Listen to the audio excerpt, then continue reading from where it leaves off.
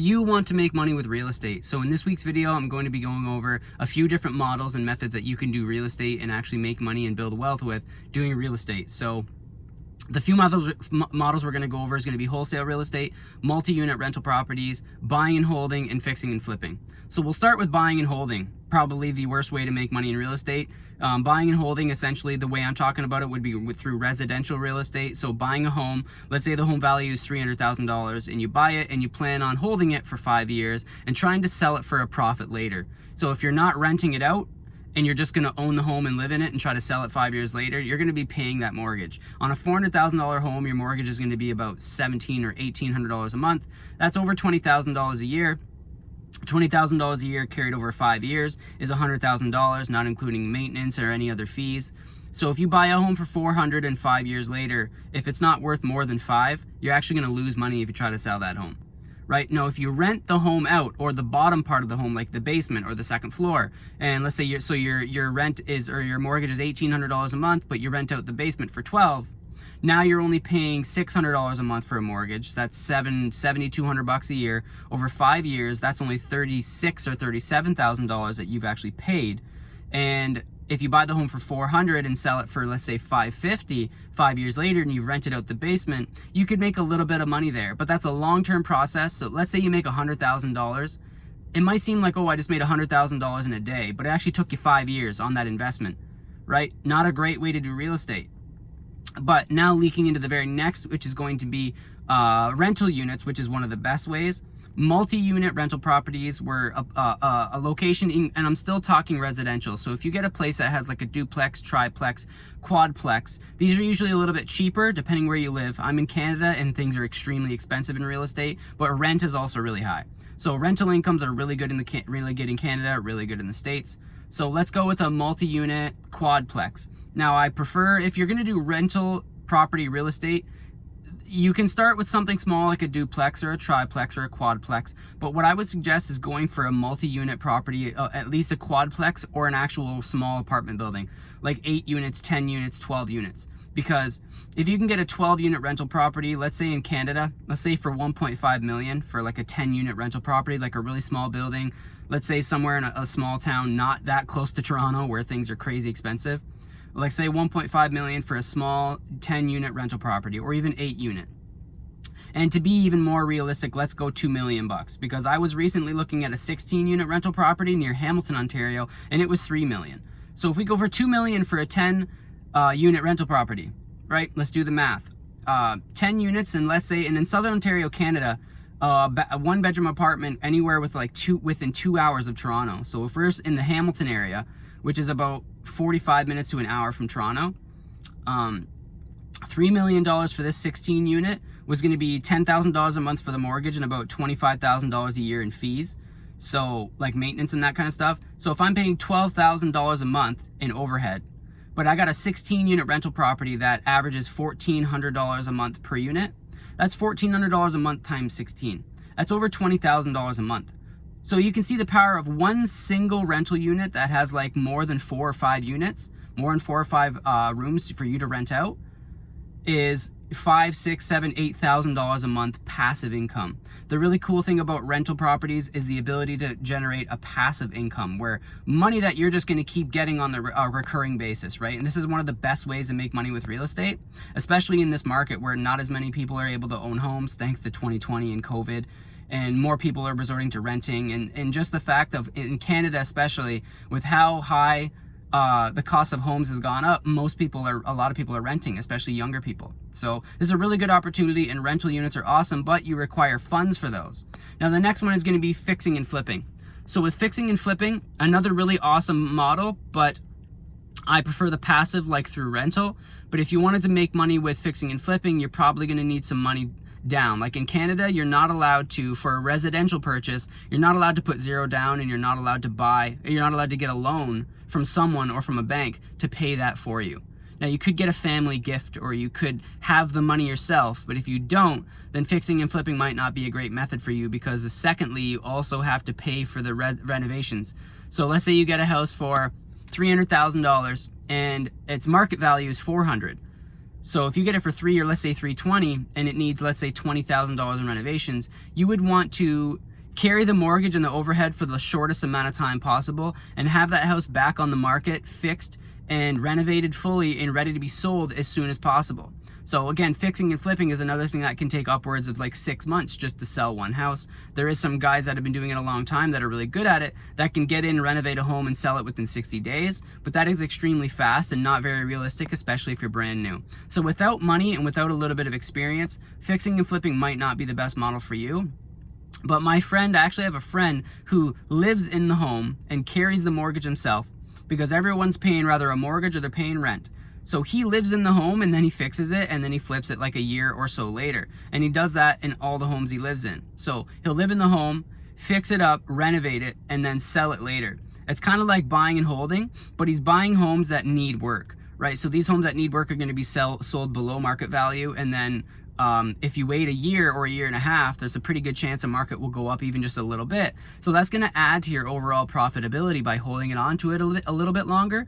But the downside of the longer you hold it and then you have to sell it is the more costs you're going to incur. So your profit margin actually goes down over time the longer you hold it, depending on how much money you have to dump into the home separate from renovations for the fix and flip. Now, the most simple way, not necessarily the most profitable, rental is definitely the most profitable and passive source of earning income with real estate. But the most simple way to, no, I wouldn't say simple, but the easiest way to make money in real estate with no money, right? So this is going to be for the brand new people, and depending where you live, you may or may not need a real estate license for this. In Canada, you do not, and in the United States, you do not. In most states, to my knowledge, do you need a real estate license to do wholesale real estate.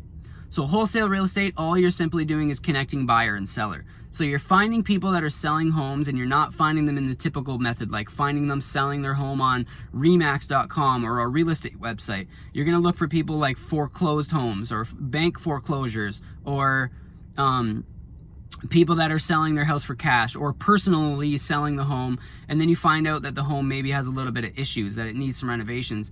These are going to be homes that you'll be able to get for lower than market value. So if you take a home that's worth $300,000 fully renovated at fair market value, and it needs a ton of renovations, or it's foreclosed, and you can get this home for, let's say, $270,000, and then you find someone who's willing to buy it for $290,000, $10,000 below market price. You pay $270,000, and then you get the contract, the assignment of contract from the seller, as if you're going to be the buyer. But what you're really doing is getting the contract telling the seller you're going to get the home sold for them. And then you're going to find yourself a buyer by looking for cash buyers. And you can do this online, Kijiji, Craigslist, Facebook, social media. You just hunt, and it takes a lot of time. But once you do your first couple flips, you might actually develop some relationships with buyers, right? Cash buyers, people who want to buy more properties from you. And this is how wholesale real estate works, and how you can actually build a massive empire just doing wholesale real estate by over the time accumulating a large amount of cash buyers. And then all you really got to do is now go find the people selling the homes. But in the beginning, you have to find both, right? You're not going to be able to get a home sold unless you can also find a buyer. So getting the home, for the home we mentioned for $270,000, it's worth $300,000.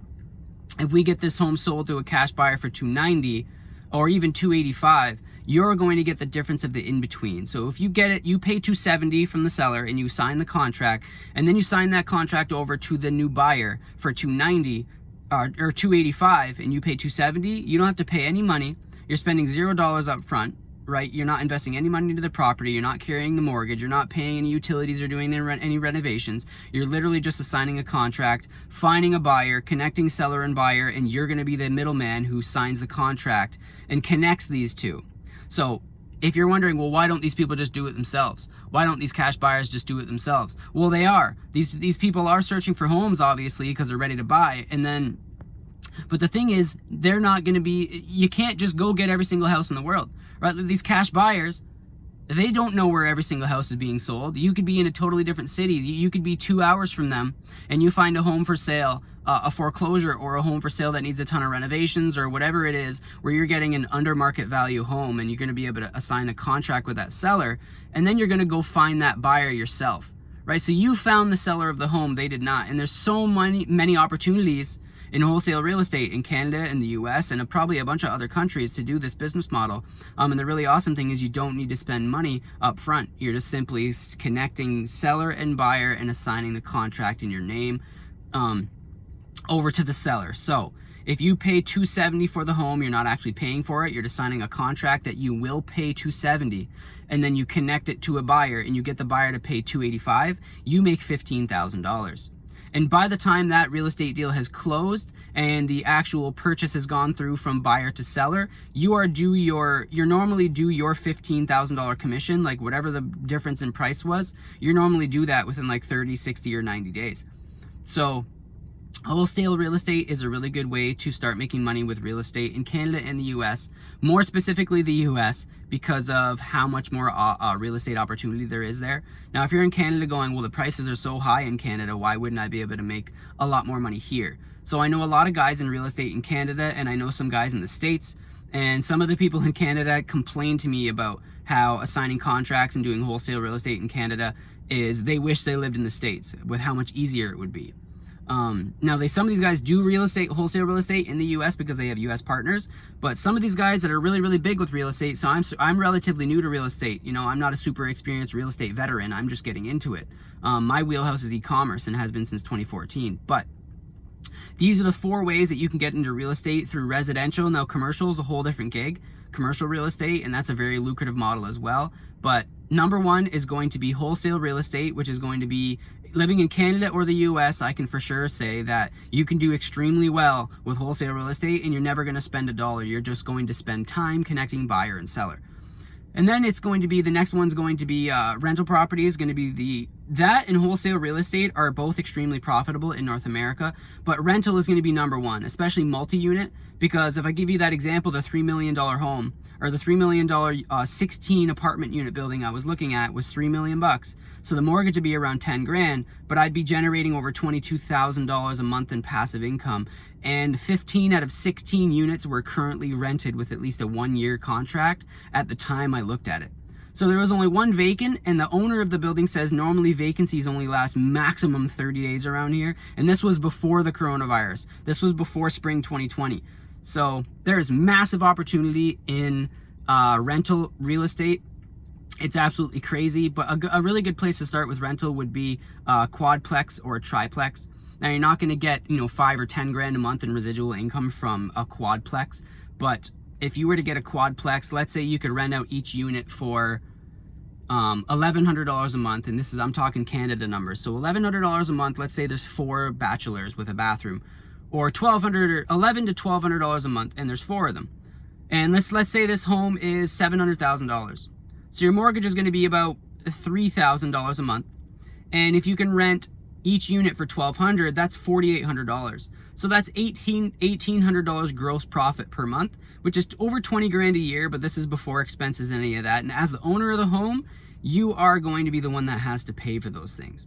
Now, if you lease the home and let there be another owner and you're leasing it and then you're renting out those properties, you're not actually going to have to worry about the expenses, and like any renovations that need to be done are not going to be your responsibility when you do a lease agreement.